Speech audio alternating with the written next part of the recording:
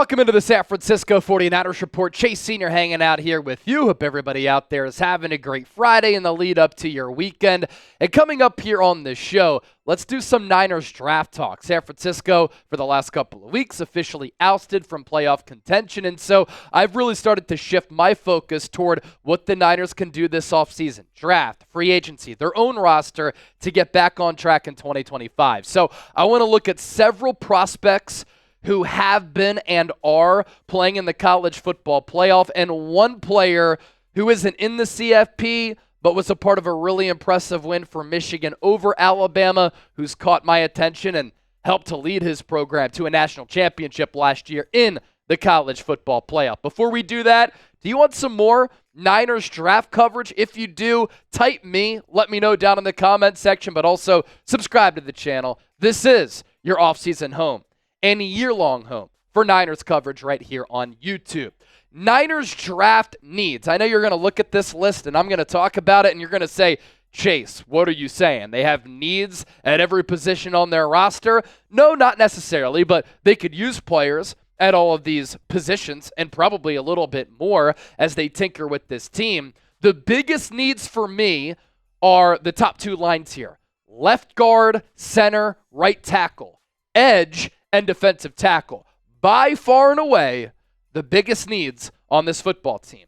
Outside of that, loved what Ricky Pearsall did against the Lions. Is that sustainable? Is that the player that he's going to become? Do you get rid of Deebo Samuel? What do you think about the health of Brandon Ayuk, who wasn't seen this week in the Niners locker room, taking some jump shots inside the locker room on the basket that they have there, moving around okay, according to those who were there? Wide receiver, a little bit of a question mark, and in college football these days, there are always really good wideouts. You could use another one, right? Tight end 2 behind George Kittle. It's always been a weak link for this team. Cornerback, love the Amador Lenore and Renardo Green. Need another solid player there. Linebacker, we'll see what the Niners do with Dre Greenlaw. We'll see what D. Winters can become. And then the safety position. Malik Mustafa has balled, but Talanoa Hufanga is a free agent. Jair Brown had a sophomore slump, so safety becomes a need as well. A player who has really grabbed a lot of storylines nationally among diehard football fans and even casual football fans if they were watching Arizona State and Texas in the college football playoff on New Year's Day, Arizona State running back Cam Skattebo.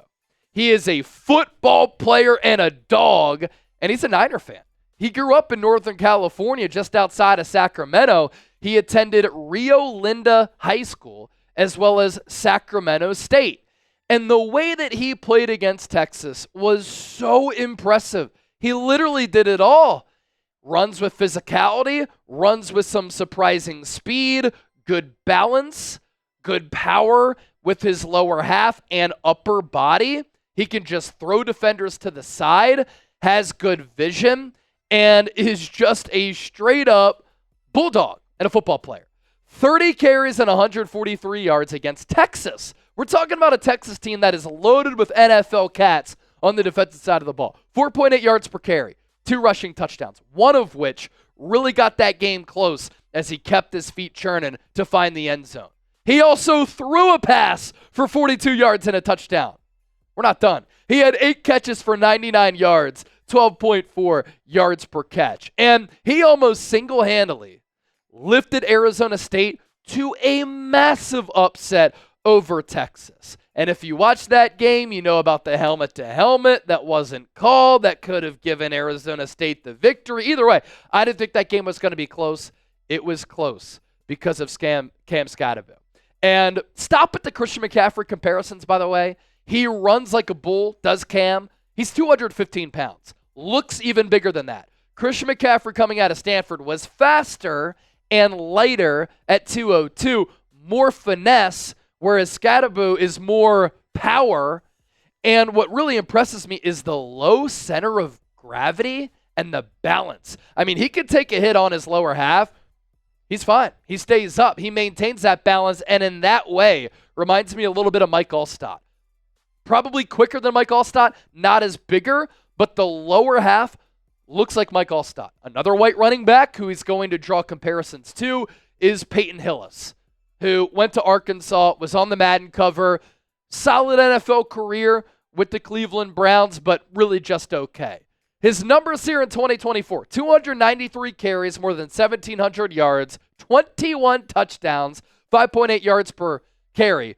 And he also had 45 catches for more than 600 yards. As for where he would fit in with the Niners, Jordan Mason is a restricted free agent, and so another team can offer him a lot of money, and then the Niners don't match that. They could also put a second-round tag on him, and if a team wants to pay him, the Niners could let him go. They don't have to pay him, and they would, for instance, get a second-round pick. Christian McCaffrey's future is also uncertain. He's coming off bilateral Achilles tendonitis and then hurt his knee, and last week we saw him in a bulky knee brace. Isaac Rendo gets hurt a lot. So outside of that, you might need to take a running back, and could you go with Skattebo in the second or third round?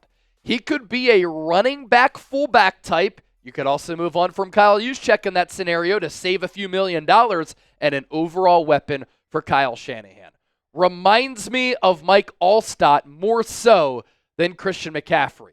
All white dudes, but Allstott here, he's just a different type of build. As for a player not playing in the college football playoff, but was a part of that Michigan win over Alabama, which I thought was impressive and helped lift Michigan past Ohio State. Now Ohio State looks like the best team in the country. Michigan defensive tackle Mason Graham, a player who would instantly make an impact and a high-level impact for San Francisco. His overall Pro Football Focus grades by year, this year 90.7, 2023 90, on that Michigan National Championship squad, which was littered with pros all across the team. They tied a record for the most pro players drafted from a program ever in the history of the NFL. And in 2022, 80.3 was the PFF grade. I think that he is a plug-and-play guy from day one and what I would call an easy prospect to evaluate because you know what type of dude he's going to be. He's also played a lot, very experienced. 548, 442, and 303 snaps by year. Good sack production from that defensive tackle spot, 5, 4, 3. He would help you against the run, against the pass. Quarterback hurries, 20, 18, 9. I also like where he lines up. A gap, B gap, over tackle, outside tackle, off ball. And you look at the player here, that's a big boy in the trenches for the Niners. If they can scoop him up, they might need to trade up, though. But it always depends on how many quarterbacks are taken early. Which draft target do you love for the Niners? Let me know down in the comments section. You can drop me a name or names, but just let me know down in the comments right now.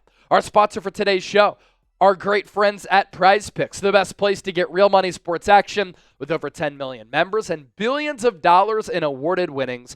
PrizePicks has made daily fantasy sports accessible to all. You just pick more or less on at least 2 players for a shot to win up to 1,000 times your cash.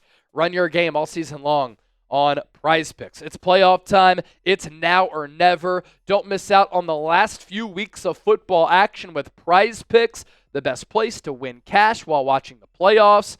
Right now, if you play $5, you get $50 instantly. You don't even need to win to receive that $50 bonus. It's guaranteed. Our lineup that we really like, Baker Mayfield, more than 268.5 passing yards. Justin Jefferson, more than 93.5 receiving yards. And then Aaron Rodgers, less than 225.5 passing yards. So get $50 when you play $5. PrizePicks.com/CLNS. Link is down in the show notes and attached to the pinned comment of today's show. One of my favorite players in this 2025 draft class is Penn State edge rusher Abdul Carter. He didn't get to play a lot against Boise State. He left with an injury. He did tweet out some type of chamber type of thing, which signified to me that he's going to be able to play against the winner of Notre Dame, Georgia. I'm currently recording this show during the thick of that game. Didn't get to play a lot against Boise State, but wowed you with the snaps that he did have. There was one twist stunt where he made his way to the quarterback, and all year he's been a player who is eye-opening. Drafting Carter also might require a little bit of a trade-up, but we can always dream about a Carter and Bosa edge duo because this player wreaks havoc good bend, good twitch, good size, good speed, and a knack for getting after the quarterback. Penn State has done a great job of developing pass rushers over the recent years. You think about Micah Parsons and Chop Robinson. You can go on and on and on. Abdul is going to be another player in that category. Overall PFF grade this year of 90.8, 668 snaps, 37 hurries, 12 sacks according to Pro Football Focus. They don't count half sacks, by the way, in their database. 6'3", 252 pounds. And I'm not just saying this because he wears number 11 like Parsons did at Penn State and plays for Penn State, but shades of Micah Parsons. Another Penn Stater. I tweeted this out back on December 21st, and it's funny because a lot of people saw Penn State play Boise State. Now they're hitting me up. Chase, what do you think about Tyler Warren? Well, this is what I said on December 21st. If the Niners really wanted to rebuild, they could let George Kittle play out the expiring year of his contract in 2025. They could draft Tyler Warren. That's about as good of a replacement as you could dream of. But Kittle is still playing at an elite level. There are far greater needs in round one than tight end, offensive tackle, defensive tackle, edge. But if they do go best player available, it would be a fascinating pick. And then against Boise State in the CFP quarterfinals, what does Warren do? He catches 2 touchdown passes. And I tweeted out again on top of that other tweet. Tyler Warren's a dude. Could be a tough player for the Niners to turn down in the first round if they go best player available. Shoot, for next year at the very least, give me some more 2 tight end sets with him on the field in addition to George Kittle, and that could cause some problems for the opposing defense. Other CFP players to watch. Keep in mind, I'm recording this during Notre Dame, Georgia. So either Notre Dame players or Georgia players could be bounced and will be bounced by the time that you see this show. Mykel Williams, edge rusher out of Georgia. Jack Sawyer, probably a day 2 second-round guy, edge rusher out of Ohio State. His teammate, and I'm going to work on the name over time as we get closer to the draft, JT Tuimoloau.